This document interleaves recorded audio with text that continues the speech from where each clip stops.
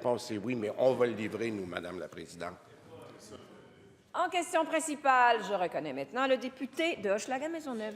Merci, Madame la Présidente. Marie-Florence Hébert, c'est une mère monoparentale de Sherbrooke et comme le reste des Québécoises et Québécois, elle subit de plein fouet les conséquences de la hausse des loyers et du coût de la vie. Puis récemment, un autre coup dur au budget de Marie-Florence s'est ajouté et augmente la pression sur laquelle elle croule. C'est les travailleuses des CPE de ses enfants qui sont en grève parce que le gouvernement n'est même pas capable de les payer aussi cher que chez Costco.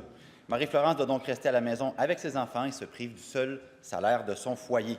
Elle envoie un message à la CAQ. Elle dit « J'aimerais que ça se règle rapidement, que le gouvernement réalise l'importance des CPE pour les familles. » Bien là, on a 3 autres journées de grève la semaine prochaine, lundi, mardi, mercredi. Mais une grève, vous savez quoi, Madame la Présidente, ça s'annule. Là, je vais lancer un défi à la présidente du Conseil du Trésor. Réglez. Passez toute la fin de semaine là-dessus s'il le faut, mais s'il vous plaît, réglez. Le gouvernement doit prendre l'engagement. Je vous rappelle, Monsieur le député, que vous adressez à la présidente. Le gouvernement doit prendre l'engagement de signer une entente avant dimanche soir pour que la grève de la semaine prochaine ne soit plus nécessaire. Les travailleuses qui tiennent le réseau à bout de bras le demandent, les parents le demandent, Marie-Florence et toutes les mères monoparentales le demandent. Le ferez-vous? La réponse de la présidente du Conseil du Trésor. Oui, je pense que Madame la Présidente, il s'est un peu mêlé. Donc, merci, Madame la Présidente. Je pense que je vais demander à mon collègue de joindre sa voix à moi et de la demander aussi à la CSN. Êtes-vous capable de régler? Êtes-vous capable de vous entendre à l'instar des 2 autres syndicats qui représentent eux aussi des éducatrices en CPE? De vous entendre, parce que tout est sur la table pour régler, Madame la Présidente, et ça fait longtemps que je le dis. Il y a un règlement à portée de main. À portée de main pour qui? Pour nos enfants, pour nos parents. Il y a des offres équitables, justes sur la table, qui vont augmenter le salaire à l'entrée, qui vont augmenter le salaire des éducatrices, qui peuvent mettre des mesures pour les régions. Alors, nous, on est prêts, on est disponible à y mettre le temps qu'il faut, et je lui demande de lancer le même message à la CSN. Qu'attendez-vous pour régler? On vous attend. Première complémentaire. L'affaire, Madame la Présidente, c'est que les éducatrices quittent le réseau par milliers, entre 3 et 4 000 par année. Quand il y a un problème de main-d'œuvre en construction ou en technologie des secteurs à prédominance masculine, bien, le gouvernement il sort le chéquier pour des programmes de formation, des subventions directes aux entreprises, pas de trouble. Bien, les CPE, c'est notre réseau. C'est nous l'employeur, c'est notre job de les protéger. Le chéquier, il est où?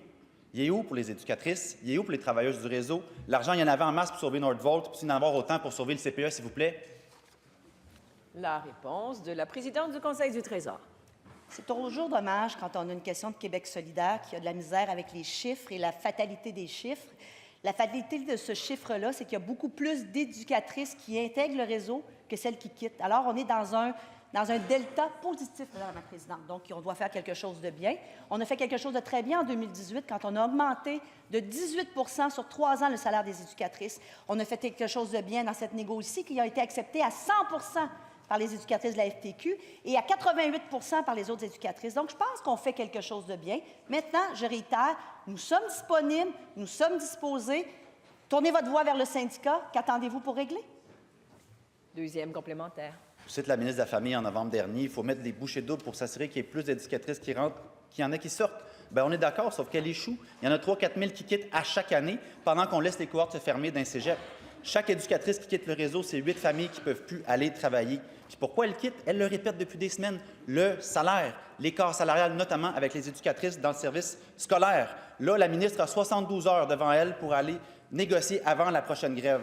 Notre monde mérite plus qu'un simple rattrapage. On veut que les éducatrices restent dans les eaux, attellent les coups des franges pour négocier. La réponse de la ministre de la Famille. Merci, Madame la Présidente. Alors, bien sûr, dans le réseau, il y a des éducatrices qui quittent, il y a des éducatrices qui rentrent. D'ailleurs, il y a plus de 5 500 au net au niveau des embauches d'éducatrices à l'intérieur du réseau. Alors ça, je pense qu'on doit en tenir compte. Oui, on fait face à une pénurie de main-d'œuvre et on travaille dans ce sens-là. Ma collègue est disponible, elle est là tout le temps, on est prêt, tout est sur la table, elle l'a bien mentionné, pour que l'on puisse régler. On l'a fait d'ailleurs avec 2 autres syndicats en décembre, donc juste avant les fêtes.